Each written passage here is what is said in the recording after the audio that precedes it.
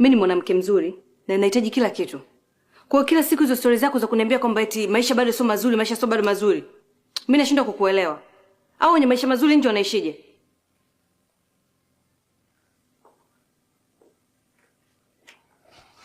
Tracy, nafikiri sasa hicho utakuwa ni wimbo. Nimeshakwambia hivi. Hakuna haja ya ghadhabu. Hakuna haja ya kukasirika. Hii yote tulia. Hiki ni kipindi cha mpito tu. Mambo yatabadilika.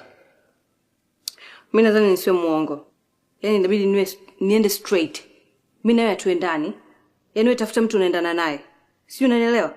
Kwa sababu you are not my type. Yaani naomba tu mimi niendelee na maisha yangu.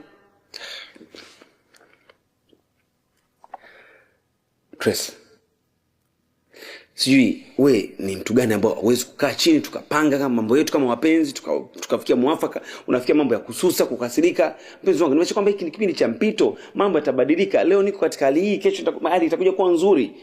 Kwa nini unakuwa na hasira? Na mimi sitaki kupoteza wewe, maana wewe ndio mwanamke wa ndoto zangu. Mwanamke wa ndoto zako? Mimi nadhani mwanamke wa ndoto zako hajazaliwa. Au alokuambia amekudanganya. Mimi siwezi kujua shombo na maskini kama wewe. Shombo? Tracy, unamaanisha nini kusema hivyo? Namaanisha kuwa nina mtu mwingine yuko nje ananisubiri. Sasa kama wewe unataka kukaa hapo, kaa. Kama unataka kuondoka, ondoka. Mimi mtani. Maneno gani ambayo unanitamkia mimi leo? Maneno gani?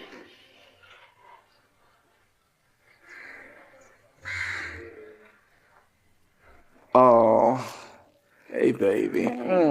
How are you? Okay. You look good as usual. Tracy! Yaani unanikimbia kwa ndani kwa sababu wewe mwanamume wako, si ndio? Wewe ndio mtanashati wangu. Brother, serious nataka nikwambie hiki kitu kinaniuma sana. Wewe upaswi kunifanyia hivyo mimi mwanaume mwenzako.